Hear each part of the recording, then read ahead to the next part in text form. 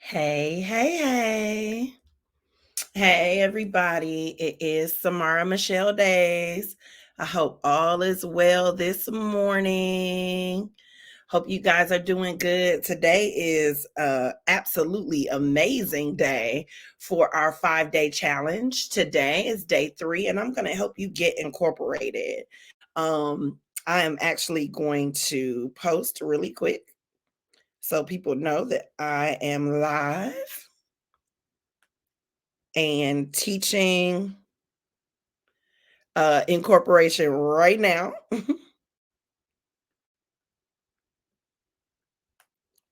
And I'm excited about today. I'm super excited because you guys are what keeps me going. I really, really love to teach. I'm an educator by degree, by birth. I've been teaching my whole entire life. I can't remember a time when I wasn't teaching something. And we talk about getting our LLCs all the time or your incorporation. And I'm going to talk to you today about the differences in LLC, um, nonprofit incorporation, and S Corp. I am going to share some of my experiences and knowledge around the topic. I'm going to walk you through a state application. I'm going to do Georgia because I'm in Georgia. But I have done state incorporations all over the country. They are pretty similar. They are usually it's the same language, but a different order. But I'm going to talk to you about that today. Today is going to be very meaty. So stay on if you can. If you want to get the replay from today or any of our days of the challenge, then make sure you drop us your email or you go to samarmichelleconsulting.com and join our email list. We are going to send out the challenge to everybody in my circle. And so you guys can watch it live or you can watch it later. I definitely think you should get on the list and get the replay because if you're not actively doing it now, you may want to pause it later and work on it later. And I am all for that because my goal is to create new business owners and help you on your journey. And so we're going to hop into the meat of things. We are talking about getting your incorporation. And before I start, I want to say I am not a lawyer. I am not an accountant. My advice is not to replace either one of those professions. Okay. So, getting your incorporation and establishing yourself as a business will affect your taxes, and it'll affect how you do your taxes. And so that is something that you should make sure a tax professional or an accountant is working with you on, the type of entity that you have. If you I'm going to explain the differences, but these are your choice. And again, I am a teacher, I'm a consultant, and I am giving you this information based on my knowledge base and my experience. So just keep that in mind. And feel free to ask questions in the chat. Feel free to ask me questions on the replay. I am happy to answer those questions. So we're going to hop in. I'm going to share my screen. I'm getting better at this tech every single day. And going to share my screen. And so we're going to be talking about incorporation.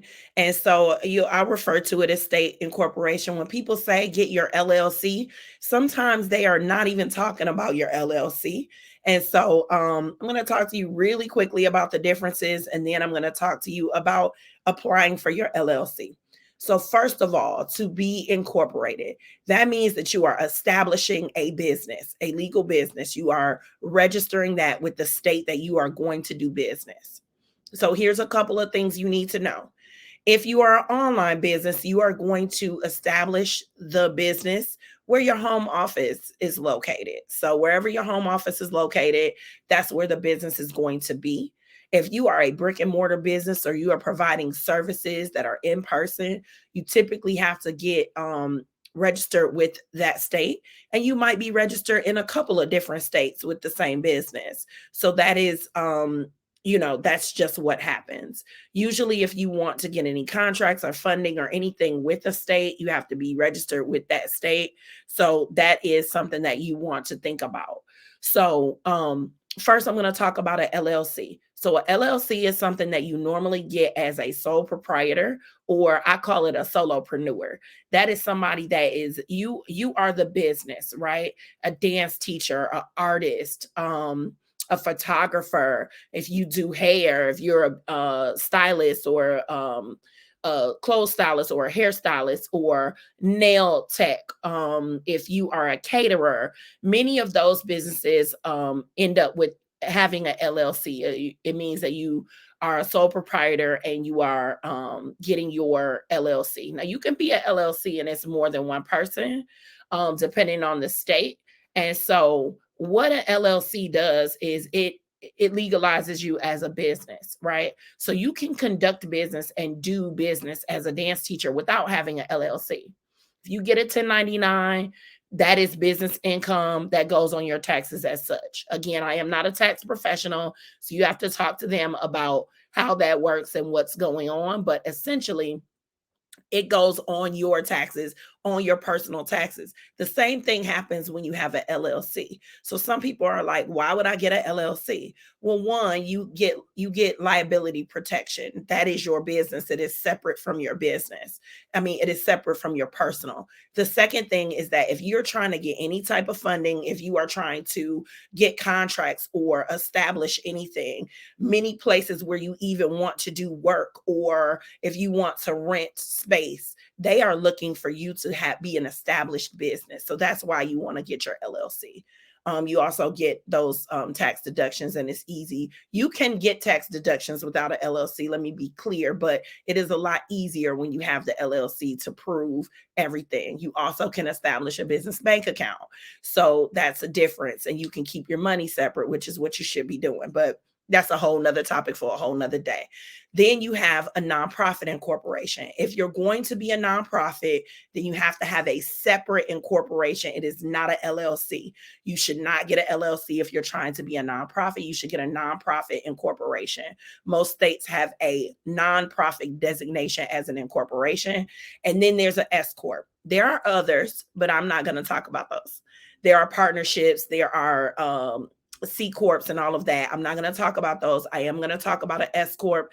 An S Corp is usually reserved for when you are going to be a corporation, when you know you're going to have employees, when you know that you are making a certain amount of money.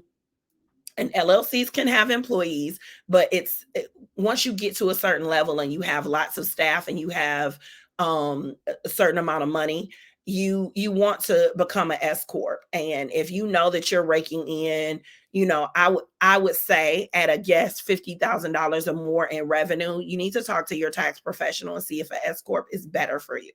Okay, I don't. That is my number. That is my suggestion.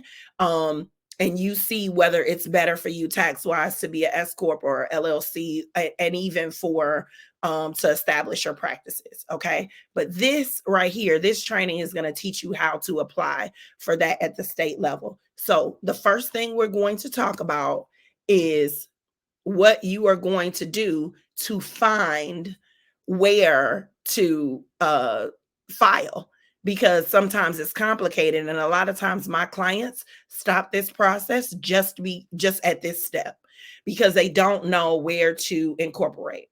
Each state is different, but one thing that is true is that your Secretary of State typically handles business registrations.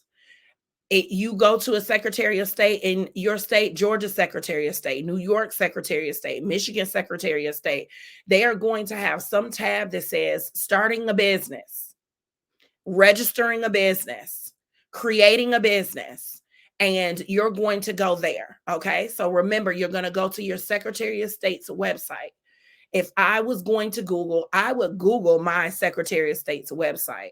But if you want to, you can Google like Georgia State Incorporation, but make sure you are at the government Secretary of State website. I'm going to show you an example in just a second. Make sure you're creating the correct entity when you get there. So before you go there, I want you to decide whether you are a nonprofit, whether you're an LLC or an S corp. If you are outside of those three, I definitely feel like you should talk to your tax accountant or a lawyer to help you guide you on what what entity you're going to start. Okay. And then file online if possible. Everything that is not online is definitely snail mail. It is definitely slow. Okay. So I want to make sure that you get this in the fastest way possible. So we want to make sure that you're at the right place.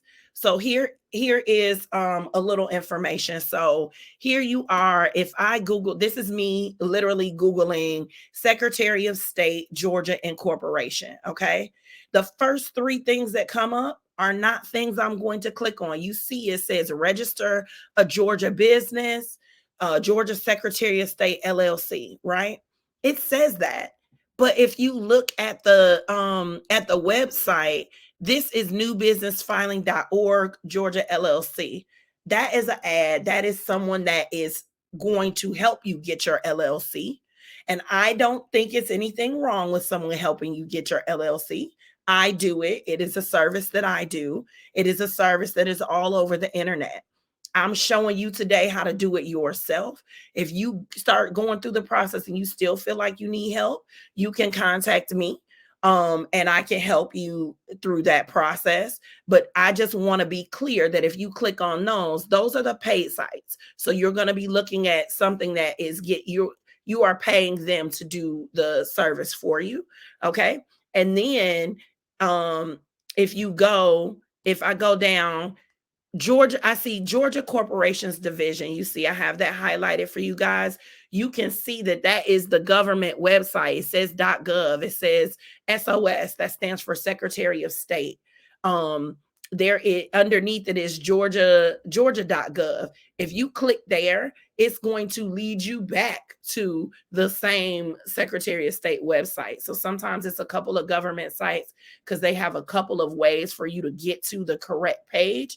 But you want to go to the corporation's department or the Secretary of State site and then click and find. But that is what you are looking for when you are trying to incorporate. Okay. So once you get to that site, here is some stuff I want you to know. So first of all, a lot of them have you create a login. But even though you create a login, many of them do not save. Or they will have you fill out the form and then upload the form online after you have filled out the form, right? So, and once you fill out the form, it's one of those PDFs that may not save. So my suggestion is to be ready to incorporate at the time of incorporation, at the time that you're working on this. So do all your research, look through the fees, see what the fees are. The fees are normally different for an LLC and a nonprofit. Nonprofit is usually less, and then the LLC, the S corp are usually all the same fee, right? Also, they are going to talk about name registration. I don't suggest to my clients to register the name because most of the states, you don't need to do that anymore. It's an old process. You can usually search and see if your name will be taken. So to give you a little background, there can't be two businesses named the same thing in the same state, right? So we talked about naming on day one. You can go back and look at those videos. I did tell you on day one that multiple businesses can have the same name. They can, but they are likely not in the same state. So they will block you if it is the name, and sometimes if it is even close to the name. So you can do a business search, and if the name does not come up on the business search of the Secretary of State's website, then you should be fine, right? They will make you pay to reserve the name, and then they'll check the name and then come back and tell you the name. I don't suggest that to my clients. You're welcome to do it if you want to, but I find it's an unnecessary step that costs you more money, right?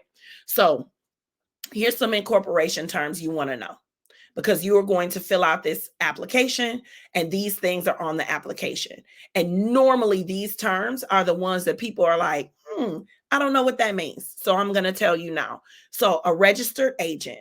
The registered agent is the person that's designated to manage the incorporation and the paperwork. If I'm starting a business, that's me. Okay. I suggest that that's you.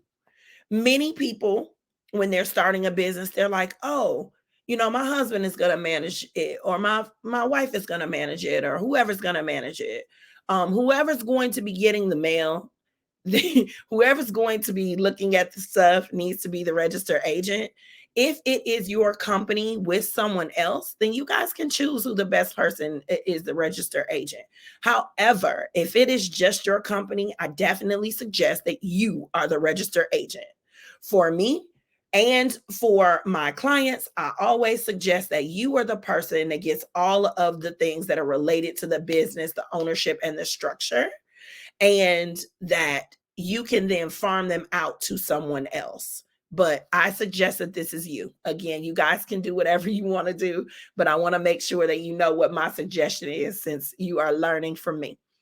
Next is the incorporator. This is who owns the organization. So whoever's the incorporator has the ownership. It's the owner or the founders.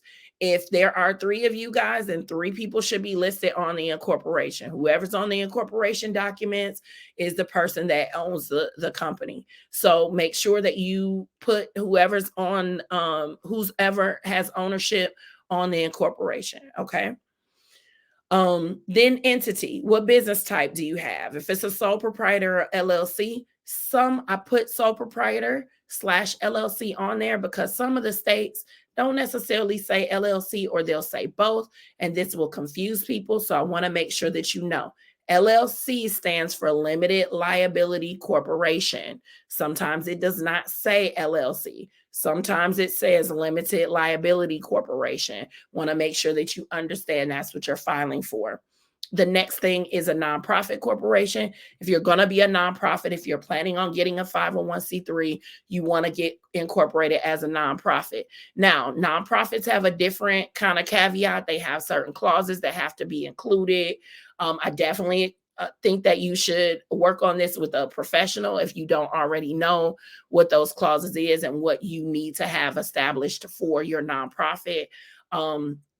I can absolutely help with that if you need help with your nonprofit corporation, or if you're planning on getting a 501c3. I do your incorporation with my 501c3 service. So you can just wait and visit samaramichelle.com and consulting.com, or samaramichelle.com. They both go to me. And get help with that. If you need help with your 501c3 application, then I'll my team will help you do both. So you don't have to worry about that. Then S Corp and C Corp, if you're going that route, you need to know that. Okay. And then you always need to know your mission or your purpose before you start this.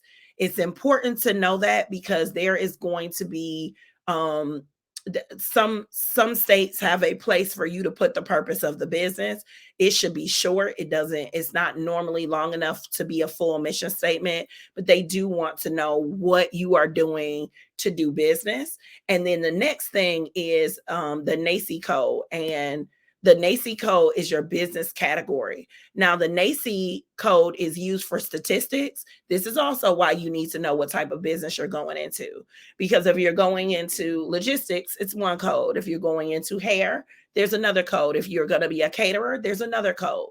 Now, I tell all of my clients, and you are my client because you are watching this, do not stress over these codes. Do your best to pick the code that is closest to you, but just do your best. Don't worry about it because those codes are statistical.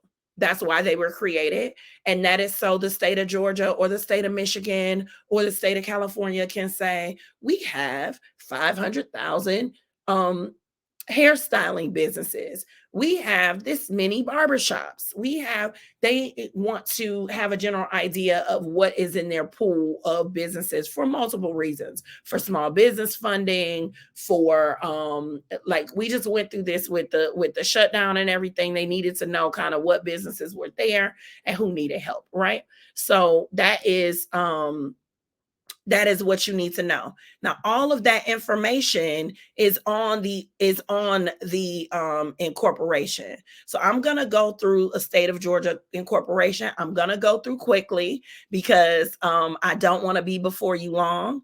But this is something that, again, if you get the replay, if you go to samarmichelleconsulting.com and you add to our mailing list, or you can drop your email in DMs or on any one of these posts, you can we will send out the 5-day challenge videos at the end of the week, and then you can start and stop me and listen to all of my nuggets that I give in the middle of this application.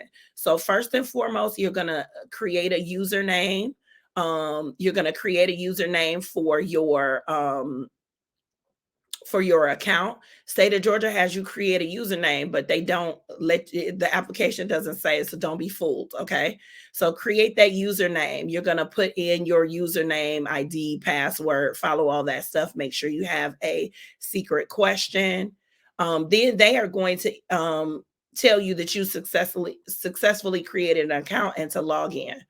You'll get an email that says you successfully created an account, and you're going to come to this screen. This screen is where you will do all of your paperwork for your incorporation moving forward. Make sure you write down your login. And so what we are going to do is create or register a business. I talked about that earlier on. You see it says name reservation. I don't suggest you do that, but if you want to do that, you can. But this is where you do all the business and all the stuff for your incorporation at the state level, and create or register your business is what you're going to click on. Now, this is where they are asking you what you're doing. So you are creating a new domestic business. Okay. So you're picking which business type you're going to do. So you guys see that it says domestic profit corporation, domestic professional corporation. They don't even say S Corp or C Corp right here. So if you were doing a for-profit corporation, you would put it there. But if you're doing a limited liability company, then you're going to put that down there for domestic limited liability company. And then if you're going to do nonprofit, you're going to put that. So that's where you select that. Okay. Now for this screen, I have domestic nonprofit corporation in there, but it's all the same. So if you have limited liability corporation there, that's fine. Now they're going to ask you your business name. Put your business name in there. That's what they want to see. Make sure you add INC or INC period or company or co. You need to have one of those designations behind it. Now, remember, when you choose those designations to be behind it, if it's LLC, it's going to be LLC, but whatever it is, that is the legal name of your business. So when you go to the bank, you have to include that in your documents. Now, publicly, you do not have to include that. You do not have to advertise as Samara Michelle Consulting LLC. You don't have to do that. That is your business structure and it is your business. So you don't have to do that. You see, we don't see Walmart LLC or any of those things unless it is helpful to what you're doing. Then you don't have to say that or not. But so the next thing is this NACI code. It's asking you to pick what you're in. So if you're retail, if you click on those, it's going to give you a laundry list, and then they give you a sub code. So it's like retail, and then this one is furnishings, but it could be like it might say beauty, and then it'll say stylist, or it'll say salon or something like that. Then the principal office address, that's going to be the address where you want to receive your mail. If it's from home, you can put your address. This is public record, so it will be listed. However, I tell my clients you don't have to worry about that. Out for years, I've used my home address, but you can do it either way. You can have a business address. Just make sure it's wherever you're going to check mail.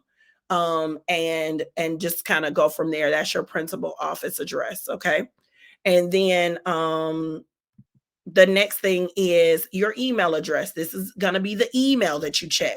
I always suggest putting a secondary email in this screen. It's the same email, but you should be doing different. The members section is this is talking about nonprofit, if nonprofits have members or not. If your nonprofit has members, you'll say yes. If your nonprofit does not have members, it'll say no. It doesn't even ask this question for LLC, so you don't have to worry about that. Then they have you create the registered agent. You're going to put the registered agent's name and address and all of that in there. Again, use addresses where you're going to receive mail. The next screen is the incorporator. If there's going to be multiple incorporators, you're going to add every incorporator on there. Note, they said to put the name of the person as it appears on the individual's birth certificates. No nicknames. This is all legal stuff. So you want to make sure that you put the legal thing, right? So it says incorporator principal type because you can do individual or a company can own a business. But if people are owning it, then it's going to be an individual. Then optional provisions. This is where you would put an optional provision if you had one for your specific corporation. There are some like medical companies that need certain provisions to get licensed, or if you don't know that you have an option, you need a provision in your LLC or your corporation, and that means you probably don't. So don't worry about that. But if you do, then know that you need to add it, okay? And that is where you add it. Now, on different states, the provisions are in different places. Sometimes it says, do you want to add an article? Sometimes it says, is there, any other things that you want to add in your articles of incorporation? And that is what you are going to be doing. Now, the next thing is, this is Georgia. They just tell you to make sure that you understand that you have to file an annual registration. And it tells you if you're establishing between October 1st, January 1st and October 1st, then you need to file your annual registration within 90 days. So you have to file for the next year, even though you did it in this year. But they'll send you notifications. Now, I will say this for every state. There is normally an annual something that you have to do for your incorporation. It is typically paying a fee, and that is the time when you can make changes for free. So if you want to change the ownership or you want to change the mailing address, that's the time that you can do it for free. State of Georgia doesn't charge you to change your address ever, but they do charge you if you want to change your incorporators. You can do that, but there's a process, and it would have happened on that first screen before. So make sure that you understand. Now, the Secretary of State is there for a reason. If you have questions about the application, you can call. They will not help you with your entity.